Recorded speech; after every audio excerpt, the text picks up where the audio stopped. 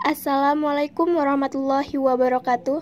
Kami dari kelompok 4 pengantar ilmu kesehatan ingin menjelaskan materi tentang jenis-jenis penyakit dalam pola hidup yang tidak sehat.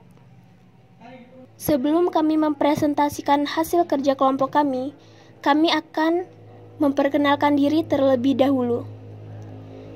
Saya, Febriana Yuresa, sebagai moderator, dan Frisila Amelia Putri sebagai penyaji, Ganes Ega Pratiwi sebagai penyaji, Hestri Setianingrum sebagai penyaji, Ibnu Erlangga sebagai penyaji, dan yang terakhir Indah Eka Lestari sebagai penyaji. Pengertian penyakit. A. Pengertian penyakit secara umum. Penyakit merupakan sebuah kondisi tidak normalnya atau abnormal sebuah perangkat organ yang ada di dalam tubuh manusia, yang menyebabkan rasa sakit yang dapat mengancam keberlangsungan kehidupan orang yang menderitanya. Definisi penyakit menurut para ahli yang berasal dari dunia pendidikan dan juga praktisi dunia kesehatan. 1. Dr. Beate Jacob. Menurut Dr. Beate Jacob, penyakit merupakan sebuah penyimpangan dari kondisi tubuh normal menuju ketidakharmonisan jiwa. 2. Thomas Dimrek. Menurut Thomas Dimrek, penyakit dapat diartikan sebagai sebuah keadaan di mana terdapat gangguan terhadap bentuk ataupun fungsi salah satu bagian tubuh yang menyebabkan tubuh menjadi tidak dapat bekerja dengan normal. 3. Elizabeth G. Crown. Menurut Elizabeth G. Crown, penyakit merupakan perihal hadirnya sekumpulan respons tubuh yang tidak normal terhadap agen, yang mana manusia memiliki toleransi yang sangat terbatas atau bahkan tidak memiliki toleransi sama sekali. Selanjutnya, jenis-jenis penyakit. Yang pertama, diabetes mellitus, yang juga dikenal sebagai penyakit kencing manis atau penyakit gula darah, adalah golongan penyakit kronis yang ditandai dengan peningkatan kadar gula dalam darah sebagai akibat adanya gangguan sistem metabolisme dalam tubuh, di mana organ pankreas tidak mampu memproduksi hormon insulin sesuai kebutuhan tubuh. Yang kedua, stroke. Penyakit stroke adalah berkurangnya suplai oksigen atau darah ke otak. Otak tidak bisa berfungsi dengan baik jika kekurangan oksigen, termasuk komunikasi otak dengan bagian-bagian tubuh lainnya. Jaringan otak lama-kelamaan mengalami degenerasi atau mati. Berkurangnya pasokan oksigen ke otak ini terjadi akibat penyempitan, penyumbatan di pembuluh darah, atau pecahnya pembuluh darah. Yang ketiga, serangan jantung. Penyakit serangan jantung atau heart attack yang dalam bahasa medisnya disebut sebagai myocardial infarction adalah kerusakan bahkan kematian otot jantung yang disebabkan terhentinya secara mendadak suplai darah sebagai pembawa oksigen ke daerah tersebut sebagai akibat dari beberapa faktor, yaitu terjadi ketika salah satu nadi koroner terblokade selama beberapa saat, entah akibat spasme atau mengencangnya nadi koroner, akibat trombus atau penggumpalan darah, atau akibat adanya penyempitan dan penyumbatan oleh penumpukan dari zat-zat lemak seperti kolesterol dan trigliserida yang makin lama makin banyak dan menumpuk di bawah lapisan terdalam dari dinding pembuluh nadi. Yang keempat, sifilis atau raja singa merupakan infeksi yang kronis yang dapat menyerang semua alat-alat dalam badan dan dapat ditularkan dari ibu ke janin yang disebabkan oleh Treponema pallidum, yaitu kuman yang berbentuk spiral dan dapat bergerak dengan sangat lincah. Yang kelima, penyakit MAH. Penyakit MAH adalah penyakit yang ditimbulkan oleh kelebihan asam yang diproduksi oleh lambung yang menyebabkan iritasi di selaput lendir lambung. 6. Kanker paru-paru. Penyakit kanker paru-paru adalah sebuah bentuk perkembangan sel yang sangat cepat di dalam jaringan paru yang disebabkan oleh perubahan bentuk jaringan sel atau ekspansi dari sel itu sendiri. Jika dibiarkan, dapat menyebar ke organ lain, baik yang dekat dengan paru maupun yang jauh, misalnya tulang, hati, atau otak. 7. Bisul. Bisul merupakan radang pada daerah folikel rambut, kulit, dan sekitarnya yang berawal dari benjolan merah dan lunak di daerah kulit yang lama-kelamaan menjadi keras, dan di tengah benjolan itu terbentuk puncak berwarna putih yang akan memecah atau harus dikeluarkan. Disebabkan oleh bakteri Staphylococcus aureus, mulanya hanya folikel rambut yang terinfeksi. Namun, kemudian karena adanya gesekan, iritasi, dan kurang merawat tubuh, infeksi tersebut dapat menyebar ke jaringan sekitarnya dan menjadi bisul. Selain itu, bisa juga terjadi karena rambut yang tumbuh ke dalam yang menyebabkan luka sehingga benda asing masuk ke kulit.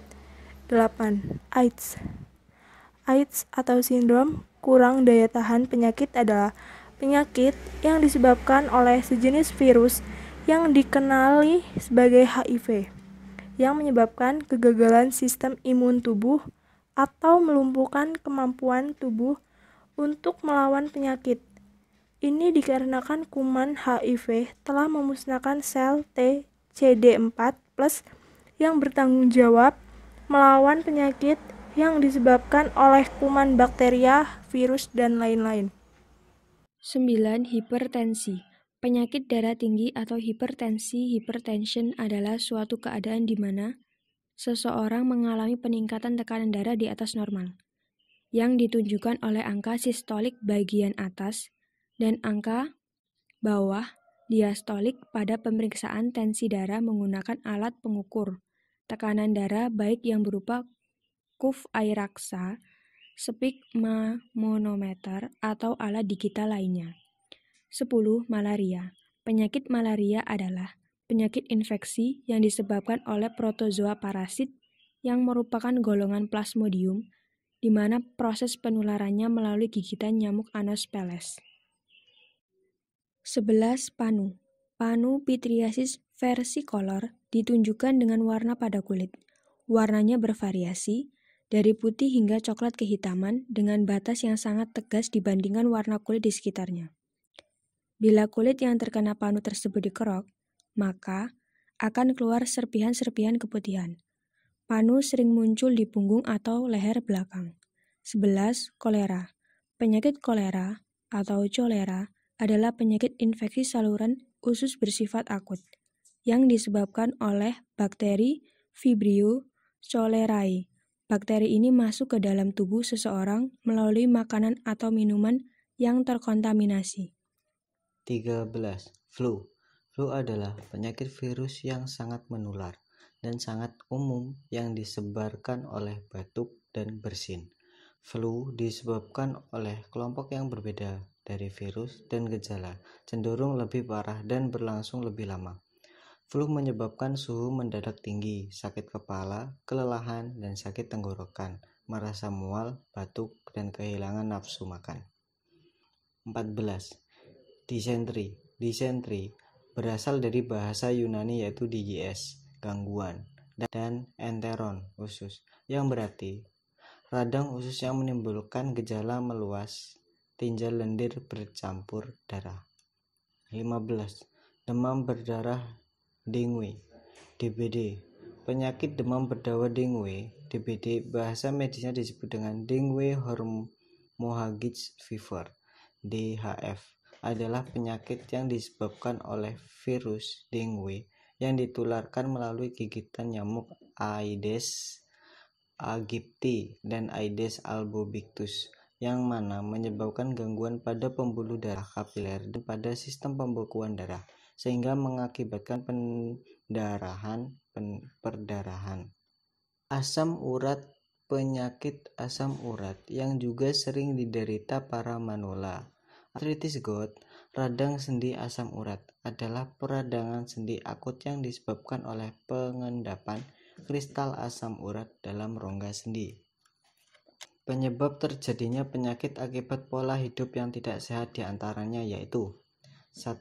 Sering begadang dan bangun kesiangan. 2.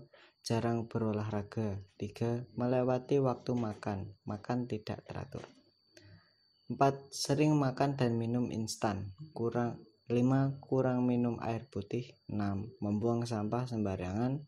7. Buang air besar sembarangan. 8. Tidak mencuci tangan dengan sabun.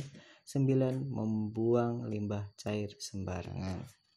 Cara mengatasi agar kita terhindar dari segala penyakit yang dapat menyerang kita yaitu sebagai berikut.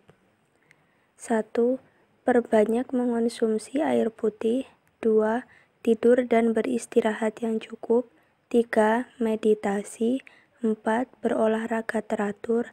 5. Mengonsumsi buah dan sayur lebih banyak. 6.